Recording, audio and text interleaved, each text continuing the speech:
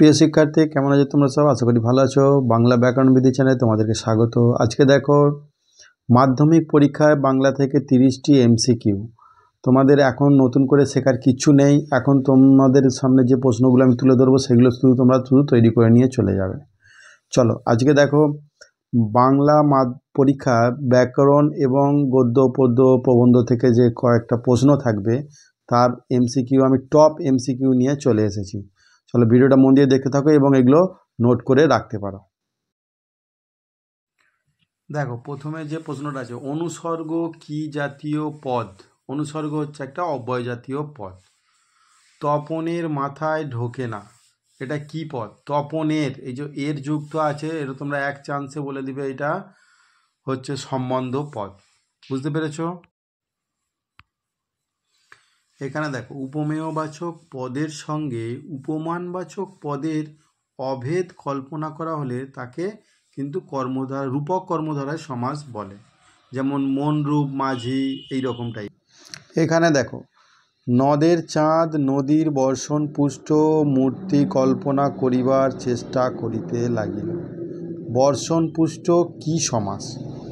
বর্ষণ পুষ্ট হচ্ছে করণ তৎপুরুষ সমাস। তোমরা জানো, দ্বারা দিয়া কর্তৃক হলে পারে করণ তৎপুরুষ হয়।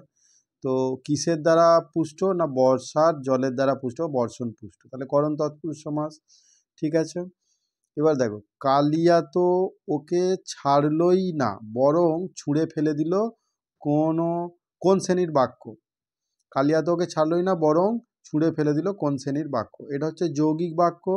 কেননা এখানে বরং দিয়ে যুক্ত করা আছে, কারণ এখানে দুটো স্বাধীন বাক্য আছে, সেটা বরং দিয়ে যুক্ত করা আছে, সেই জন্য এটা যৌগিক বাক্য। তারপর এটা দেখো, আমাকে বেঁধে রাখো। এখানে আমাকে বেঁধে রাখো, বক্তাকে, বক্তা হলো অমৃত। তোমরা এগুলো পড়বে, যদি টেক্সট নাও পড়তে পারো তাহলে এইগুলো তোমরা লাইনগুলো দেখে নাও শুধু। তারপর দেখো, সাথে দেখো, আপনাকে হয়তো আর একদিন প্রায়শ্চিত্ত করতে হতে পারে। কাকে প্রায়শ্চিত্ত করতে হতে পারে? না এখানে কার কথা বলা হয়েছে? আপনাকে হয়তো আর একদিন প্রায়শ্চিত্ত করতে হতে পারে, এখানে অপূর্বর কথা বলা হয়েছে। এবার দেখো, একদিন চকে বাসস্ট্যান্ডের কাছে একটা আতঙ্কের হল্লা বেজে উঠল। কাকে কেন্দ্র করে সেই হল্লাটা বেজে উঠল? উন্মাদকে কেন্দ্র করে হল্লা বেজে উঠল। হৈমবতী সুত হলেন, হৈমবতী সুত কে? কার্তিকেয়। আর 10-এর দাগেটা দেখো, আলাওল কোন রাজসভার কবি ছিলেন? না আরাকান রাজসভার কবি ছিলেন। আলাওল হচ্ছে আরাকান রাজসভার কবি ছিলেন। তোমরা এগুলো অবশ্যই নোট করে রাখতে পারো, কারণ তোমাদের শেষ মুহূর্তে একদম হাতে সময় নেই, তোমরা শুধু জাস্ট এগুলো পড়বে আর মাথায় রেখে দিবে। ঠিক আছে, আর যারা ভিডিওটা দেখছো একটু লাইক করে দিও, কমেন্টস করে দিও। এইখানে দেখো, কালো ঘোমটার নিচে কি অপরিচিত ছিল? কালো ঘোমটার নিচে কি অপরিচিত ছিল? না মানবরূপ অপরিচিত ছিল, মানবরূপ। ফাউন্টেন পেন সংগ্রহ করতেন, কে সংগ্রহ করতেন?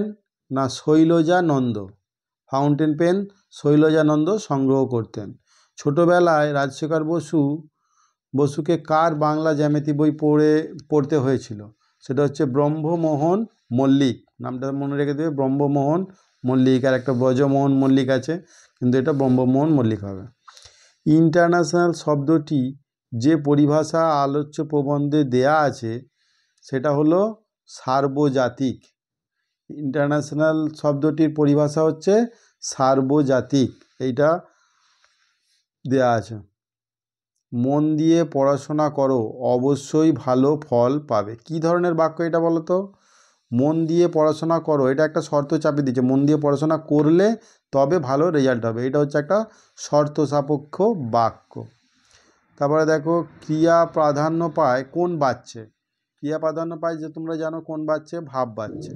ঠিক আছে, এখানে দেখো, শাক বেজে উঠল, শাক বেজে উঠল চারিদিকে। কী বাচ্চ? শাক, জড়বস্তু। জড়বস্তু তো আর কর্তা হতে পারে না, এটা ওই জন্য কর্মকর্তী বাচ্চ। তপনের চিরকালের বন্ধু কে ছিল? তপনের চিরকালের বন্ধু ছিল হচ্ছে ছোট মাসি। এতকাল নদের চাঁদ গর্ব অনুভব করেছে কিসের জন্য? না নতুন রং করা বীজের জন্য। গ্রাম প্রধান অমৃতের নাম কি দিয়েছিল? অদল। দশাননাত্মজ কে? হচ্ছে ইন্দ্রজিৎ। অসুখী একজন কবিতাটি তর্জমা করেন নবারুণ ভট্টাচার্য। আর কেতন শব্দের অর্থ কি? কেতন শব্দের অর্থ হচ্ছে পতাকা। তারও ছিল ফাউন্টেন পেনের নেশা। কার ছিল ফাউন্টেন পেনের নেশা? শরৎচন্দ্র চট্টোপাধ্যায়। ঠিক আছে।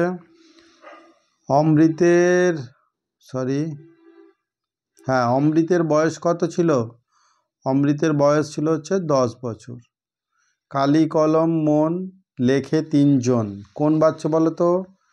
লেখে 3 জন কর্তৃবাচ্য। যদি তোর ডাক শুনে কেউ না আসে তবে একলা চলো রে। এটা একটা রবীন্দ্রনাথের গান। এটা কি বাক্য? জটিল বাক্য। কেন? নয় যে তবে, যদি, হয়তো, নতুবা এইগুলো দিয়ে যদি যুক্ত থাকে তাহলে এগুলো জটিল বাক্য হয়। আর সরল বাক্যে কয়টি সমাপিকা ক্রিয়া থাকে? তোমরা অবশ্যই জানো সরল বাক্যে একটি সমাপিকা ক্রিয়া থাকে। তোমাদেরকে দেখো ঘুরিয়ে ফিরিয়ে এরকমভাবে প্রশ্ন দিতে পারে। যেমন নিত্য সমাসের একটি উদাহরণ। নিত্য সমাসের উদাহরণ তোমরা জানো অন্তর দেওয়া এরকম থাকলে পারে, সেগুলো যেমন দেশান্তর, জন্মান্তর, এইসব অন্তর্যুক্ত থাকবে, এগুলো হচ্ছে নিত্য সমাস। আর ব্যাস বাক্যের অপর নাম কি? ব্যাস বাক্যের অপর নাম হলো বিগ্রহ বাক্য। বিগ্রহ বাক্য। আর লাস্ট যে প্রশ্নটা আছে, দুয়ারে দাঁড়িয়ে রথ। দুয়ারে দাঁড়িয়ে রথ কোথায় দাঁড়িয়ে কি কারক হবে? অধিকরণ কারক। তাহলে বুঝতে পারলে এই হলো তোমার 30টা মক এমসিকিউ টাইপের কোয়েশ্চেন। আমি আরও চেষ্টা করব কিছু কোশ্চেন তোমাদের জন্য একদম টপ কোয়ালিটির যে কোশ্চেনগুলো সেগুলো আমি তোমাদের সামনে তুলে ধরবো। তোমরা অবশ্যই এই চ্যানেলটার সাথে যুক্ত থাকো এবং সাবস্ক্রাইব করে রাখো। সাবস্ক্রাইব করে নিলে পারে সবার আগে নোটিফিকেশানটা তোমাদের কাছে চলে যাবে। আজকে তাহলে ভিডিওটা এই পর্যন্তই। থ্যাংক ইউ, ভালো থেকো সবাই।